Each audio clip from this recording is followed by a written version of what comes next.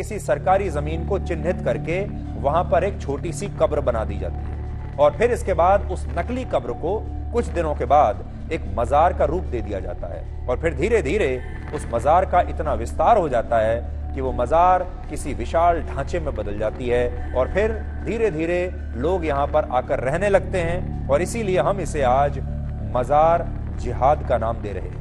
On April 1, the Public Works Department bulldozed a Dargah near Nizamuddin Circle in Delhi. This Dargah was called Syed Abdullah or Bhurai Shah Dargah.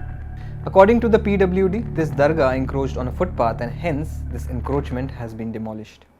The caretakers of this Dargah say that this Dargah was almost 500 years old, but the structure that was demolished was built in the 1980s. Meaning that the burial site of Bhurai Shah was always present, but a concrete structure was built only in the 80s by the caretakers after winning a case against DDA. Later on, during the construction of the new Mathura-Delhi highway, a footpath was built by the government. Similar such mazars were demolished in other parts of Delhi in the week gone by. A dargah or a mazar is a place of burial, mostly of an Islamic saint. It is a place where people of all religions can come to offer their prayers. At a time when the mainstream media has found another adversary in the form of mazars, there are very less takers of the syncretic philosophy of the dargah culture among the modern Indian Muslims as well. Most devout Muslims these days consider it a shirk or a sin to pray at a dargah. The argument given is that Muslims can only bow down in front of Allah or His Prophet and a mazar cannot be deemed suitable for praying. The sorry state of mazars in India is continued in the form of brazen bulldozing by the PWD of mazars that are present on the footpaths or other public properties. We spoke with some celebrated historians of Delhi to understand the historicity of these mazars. Historians opined that a lot of mazars in India are claimed to be ancient, although a lot of them have been constructed in the recent years. But so are a lot of temples claiming to be ancient. We see many such temples on central Delhi's footpaths. Historians say many of these structures across all religions have a contentious history. Thus, the historians believe that the officials are within their rights to term any religious structure as illegal as long as the structure is not identified. But there are only around 4,000 monuments which are identified and protected by the Archaeological Survey of India. Although many structures like some mazars are not included in this list, thus making these unidentified structures vulnerable to demolition. So even if the PWD officials can demolish a structure that is not protected by the Archaeological Survey of India, critics have accused the administration to be partisan, as many temples and structures of Hindu religion stand tall despite them being on government-owned land. To understand the issue related to conservation of heritage and its relationship to Mazar, we spoke with Mr. Divay of INTACH. He tells us about the legalities of such cases and how such structures of religious and historical importance can be protected. Compared to about 4,000 ASI protected monuments, INTACH till date has listed close to about 80,000 unprotected areas all over the country, which is also, we still feel that it is still a tip of the iceberg, because there may be millions of sites which are still need to be identified. So if those particular monuments or particular buildings or these graves are potential for that listing, then of course we are losing. But monuments that are non-protected or not notified are always vulnerable to such demolitions.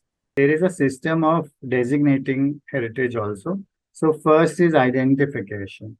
The second is the notification, where a particular government agency looks at that list and based on a certain expert opinion, they say, okay, out of the 1,200, they feel these are more important buildings, or they grade them also, like these are grade 1. Let's say buildings are of national importance or equivalent will be graded as grade 1, and buildings that are of lesser nature, they will be graded as grade 2. Then that particular agency is notified. I mean, that list is then put to public consultation. And if there any public has certain suggestions or objections, they are able to make those for a month time is given. And then based on those objections, the government notifies them. So just merely by listing, they don't become heritage unless and until really the government notifies them. But yes, like I told you, we have a unique problem at our hand where large amount of our heritage is not really notified as protected. It either remains in under not identified or identified but not notified.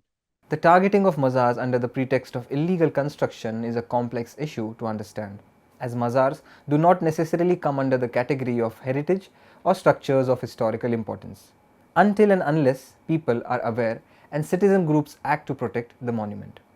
This is very important, and people, I think that the kind of role the press plays in this, because I think the many places, a lot of unprotected buildings have been spared the demolition because the local people and the press have really played an important role in sort of generating that awareness that this is heritage and should not be demolished. I'll give one example of Osmania Hospital in Hyderabad, which was up for demolition. But a lot of local people came out, and the press also gave a lot of information about the building's heritage and why it should not be demolished. And finally, it was stopped. Similarly, there was a Basanta Sarai in Gorakhpur. Similarly, and while I think Osmania Hospital was, I think, from early 20th century, this Basant Sarai was from the medieval period, like I think 17th century or 18th century. And this was also up for demolition as road widening. But again, a lot of people, local people objected to it, and press again played. Another building is Gauhar Mahal, way back, I think in 90s. In Bhopal, it was being demolished to widen the VIP road, a road that was being built to link the city with the airport.